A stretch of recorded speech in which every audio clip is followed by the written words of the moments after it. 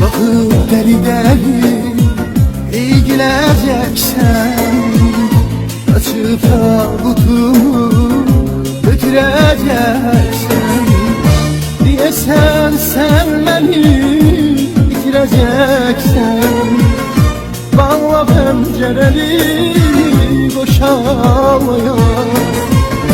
Diyesen sen beni bitireceksen, bağla pencereni